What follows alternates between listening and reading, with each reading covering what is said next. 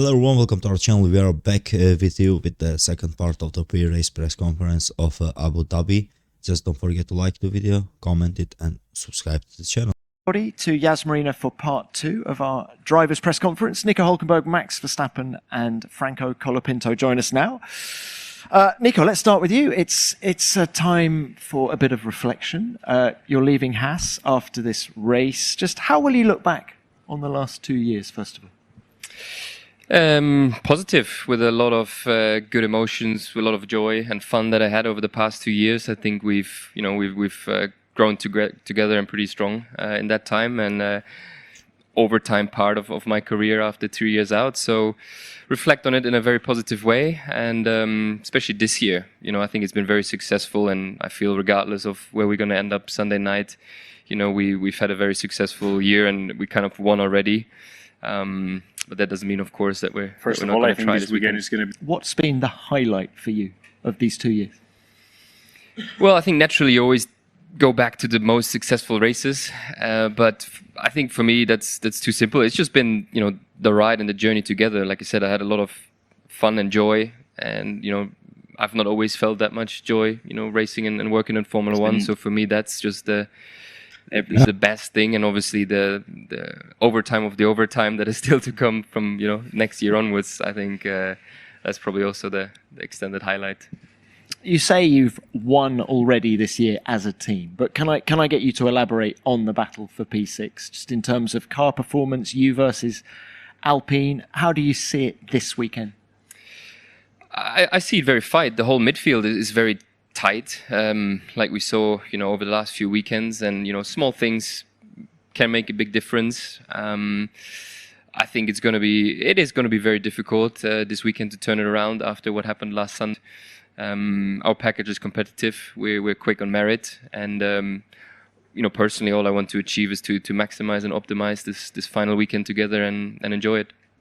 Enjoy it. Thanks. Nico, thank you very much. Max, let's come to you now.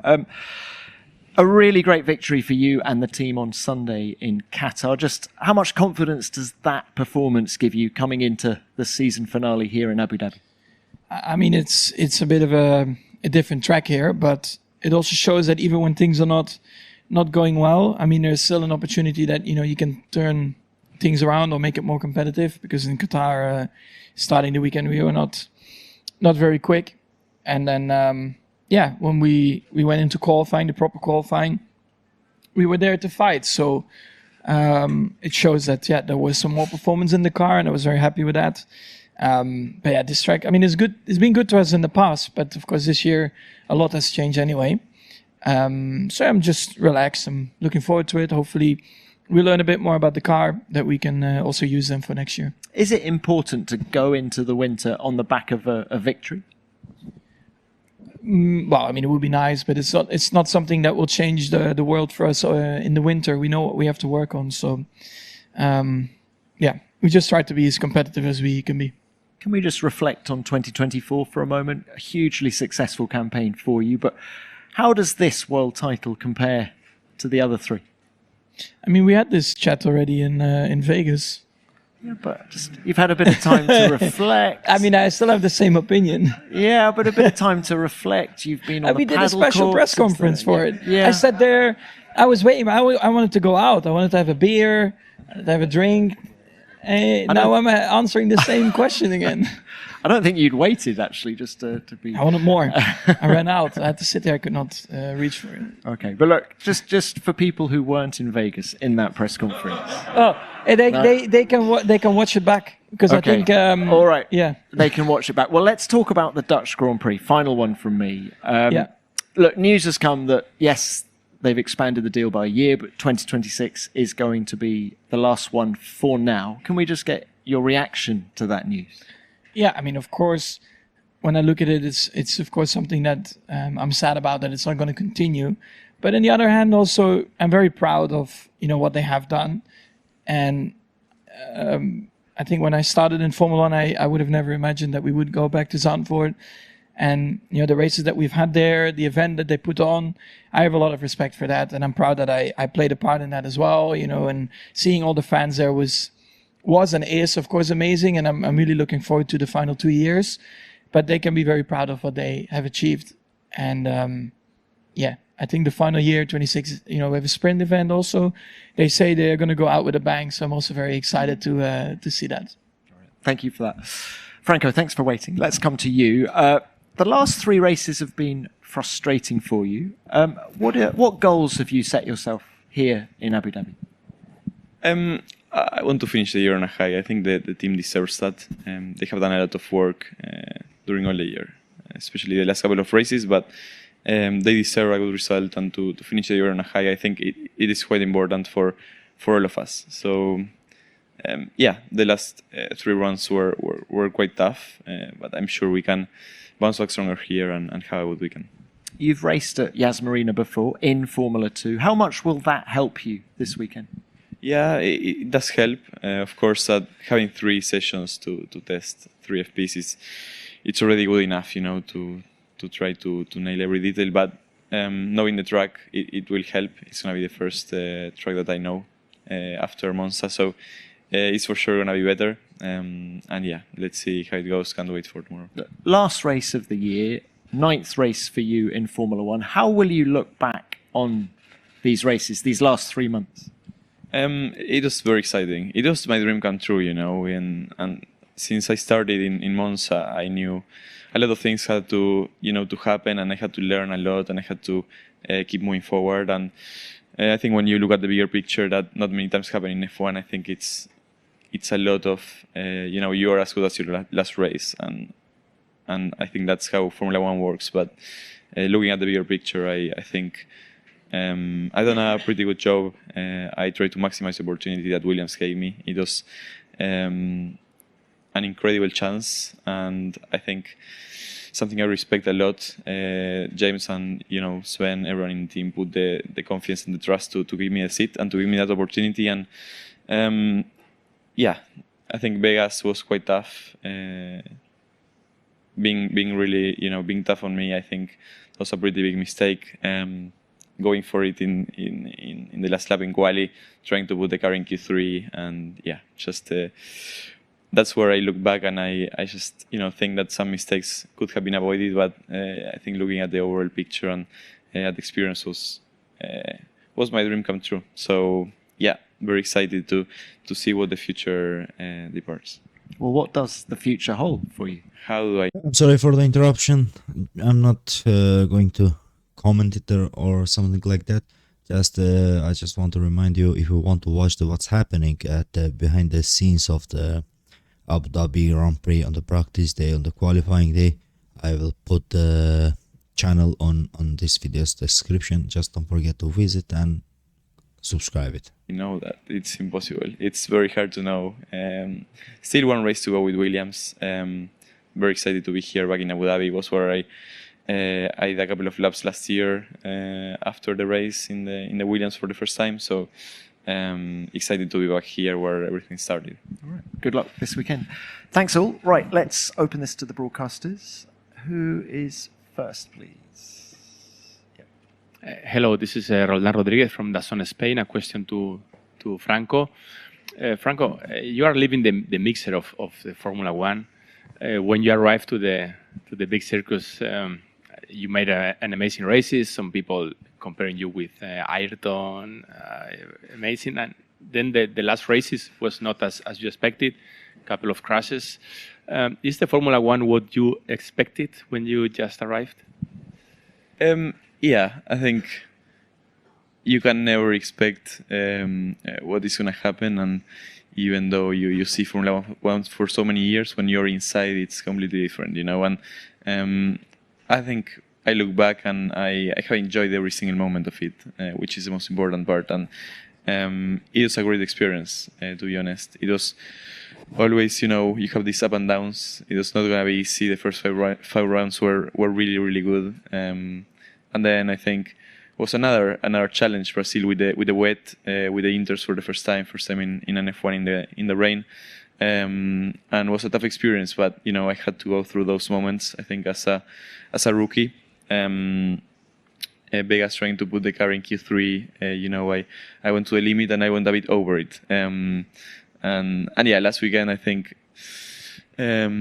was quite tough as well for the team. We did struggle, I think, starting with the car on an old spec. It was very difficult for us on my side of the garage. We were moving forward on the weekend, and it was getting better. But I think we struggled with starting on a old spec. But it's normal, you know. It's part of the sport, and now we come here, I think, with good expectations and looking forward to do a good weekend. Thank you, Franco. Right, next one, David. David Croft, Sky Sports F1. A question for Max, but I'd be interested in Nico's thoughts on this as well. Let's go back to Qatar. Fabulous win after picking up that penalty on the Saturday night for an incident that happened on a cool-down lap for both you and for George Russell. You had a great meeting with the stewards going forward on the Thursday night about driving standards. Are you worried that the penalty that was given sets a precedent now going forward that drivers could use to get other drivers into trouble when you're both on a cool-down lap? Because it was kind of a historical penalty, and I can't remember an incident like that on a cool-down lap getting a penalty before. Yeah, I'm going to go flat out on my cool lap, and I'm going to act like I'm going to crash with everyone. I know. I mean, honestly, I just didn't understand. Like, I didn't even know why I was in there. And then honestly, when I was in there, I was just trying to explain the story behind it. I was just trying to be nice, you know. Like a guy, Lando passed me because he was a second behind me on the SC2. He was on colder tires because he only did a build, or he had to abort his lap or whatever. So he passed me. I was like, okay, whatever. I just back out. I don't want to be in anyone's way. You know, we're anyway in Q3, just finding track position. Then I think Fernando came out of the pits with new tires, and I think it was quite clear that weekend with the new tires, you have to push quite hard on the outlap to get temp. So out of turn 10, I see him in the mirror flying. I'm like, okay, I'll let him by, whatever. And then I just, you know, sort myself out. Then, of course, everything slowed up in front because there were quite a few cars. And I slowed down as well because I don't want to then speed up, try to ruin their preparation as well. And then I see someone flying in my mirror, acting like the most dangerous situation just happened. And he almost killed himself or something. It was unbelievable. And we're all on a slow lap. It's not even like someone was on a fast lap. So, yeah, when I got called to the stewards, it was a big surprise to me because I didn't really impede anyone. I think also on a slow lap, we all drive on our normal lines, you know, because we're all trying not to pick up dirt anyway. It's not necessary when everyone is driving slow. But then, yeah, I don't know how they came, of course, to that conclusion. It was, of course, for me, very disappointing because basically by actually trying to stay out of trouble, you put yourself in trouble. And also, I think at that point of the season, almost the end of the season, I don't want to be fighting with anyone. They come after me, you know, after qualifying, like, why didn't you ruin my lap to start my lap, you know, what are you doing? So I'm like, oh, you know, I don't want to put myself in that position. But basically by doing that, I put myself in that position where I had to be, going to the stewards. And I felt straight away when I was in there, it was not going to go anywhere. So it was very weird. Nico, any comment from you, what you saw? Yeah, no, I don't understand it either. Like Max explained, you know, in Qatar, there was a lot of different, you know, run profiles, people doing all sorts of different stuff. And, you know, it's very easy to get tangled up. But we drivers know that too, you know, and I think we also have to build that in and, you know, leave some buffer. And, don't understand why Max got a penalty there. Okay, thanks both. Next one, Albert. Yeah, Albert Fábrega, ESPN LATAM. A question for Franco. A lot of rumors or conversations regarding your future. Are you trying to stay away of everything, or you asking very often, or you just focus on the car and not? I am trying to stay away. I try to enjoy the moment. At the moment, it's my last race, so I'm trying to give the best I can for the team. They have done a great job, and they deserve that. And I still have one weekend with Williams, so just trying to enjoy the moment, and then we will see later after the race what happens next year. Thank you. Next one, Diego. Diego Mejia, Fox Sports Mexico. Question to Max. At the beginning of the year, Max, Checo was able to be close to you somehow. Since the European season, he has struggled more. From your view, why has he struggled more what has been his contribution to your success this year, and is all the criticism against him unfair? Yeah, it's very difficult to pinpoint that. I mean, our car from the start, of course, has not been the easiest to drive. We were still, of course, dominant in the beginning, but then I think, yeah, with some upgrades on the car, it made it even more difficult to drive. Of course, also for me, but I think even more for Checo for his driving style. And yeah, when others are closing up, every little detail makes a massive difference in results or where you qualify. Of course, if you then don't qualify well, you're in the middle of the pack. Things can go wrong. And yeah, from my side, it's very difficult to, of course, comment for him, why things have gone the way they have gone.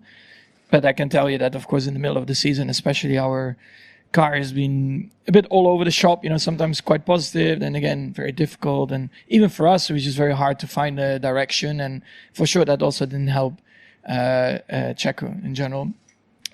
I mean, I have to say, he's always been a great team player. And I've always, enjoyed working with him every single Grand Prix, even when we had tough times.